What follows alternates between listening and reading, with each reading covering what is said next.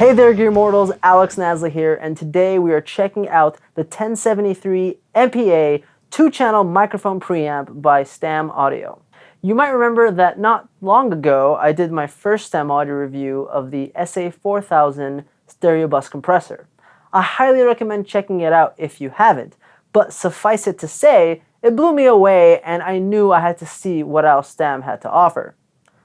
Right off the bat, if you know a thing or two about vintage recording gear, this microphone preamp should look like one thing and one thing only to you: a Neve Mic Pre.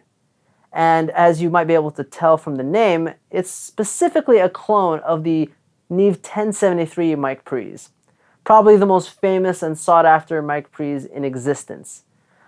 It's been used on practically every major release since the 70s and continues to be used on hit records to this day.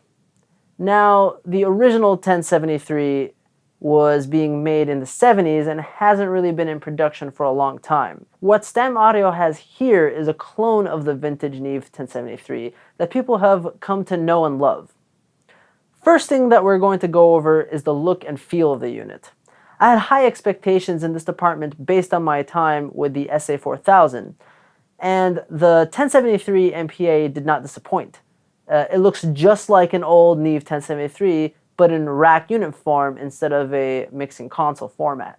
The color and the knobs all look identical to the Neve 1073. Even the feel of turning the knobs is somehow the same.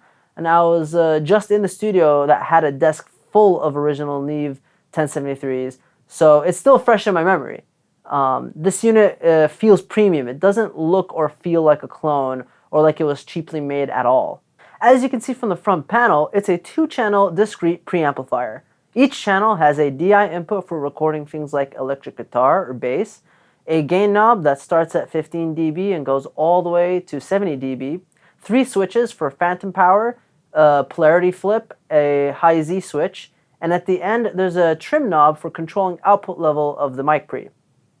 On the back, each channel has a XLR input, an XLR output, and a TRS 1/4 inch output. Now we get to the juicy details everyone is probably wondering about. How does it sound? Firstly, unlike most vintage gear today, the microphone preamp doesn't have a plug-in version out there. There are 1 or 2 companies that claim they model it, but in my experience, those plugins don't do it justice at all. I should mention that Stam Audio actually have 2 different configurations that you can get the 1073 MPA in. One is with a Carnhill transformer and the other with a Sauter transformer. They both are very similar to the original 1073 in terms of how they sound, but there is a difference between the two. The unit I have has the Sauter transformer, and when I compared it to the real Neve 1073, the difference was very little. In fact, the difference was so little, I had 2 Neve 1073s original side by side compared with the Stam, and the Neve sounded just as different from each other as the Stam Audio unit to them. You guys have to remember that just because the same model mic pre made with the same exact components in the same factory in the same year, they're going to still sound different from unit to unit. I did, however, notice one difference between the Stam unit and both Neve 1073s, and it's in the low end. The best way to describe it is that the Stam Audio unit's low end is clearer and smoother. It takes more to get its low end to distort than the Neve. And I'm not talking about the good kind of distortion in this case. The Neves were distorting in the low end in a way that I wasn't really thrilled about, and I much prefer the more open and smoother low end of the Stam unit instead. Some of you may have noticed the high Z switch and are wondering, what's up with that? Well, it's something of an old trick engineers used to do on the Neve 1073s, but Stam has made it easy by giving it to us with a push of a button.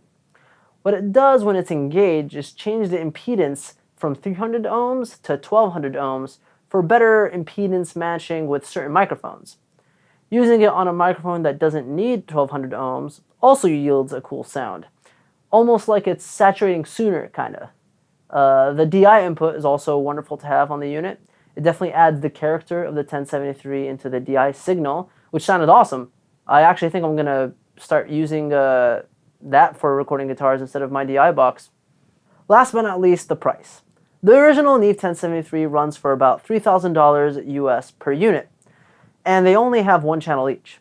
That means 2 of those bad boys will run you $6,000. But one of Stam's 1073 MPAs are $890 with a solder transformer, or $790 with the Carnhill transformer for 2 channels each. If you want a Neve 1073 mic pre, there is no reason I can think of not to go with the Stam 1073 MPA. And if you need just 1 channel instead of 2, Stam also sell the SA73, a single channel version of the 1073 MPA. $550 for the solder transformer, $500 for the Carnhill transformer. $500 for the most famous and sought after microphone preamp in the world is one hell of a deal. We'll be checking out the rest of Stam Audio's lineup of products in the coming months with the SA87 microphone up next, so be sure to be on the lookout for that. Alright guys, thanks for watching the review. If you haven't already, please hit the subscribe button for more reviews and original content, and I'll check you guys later.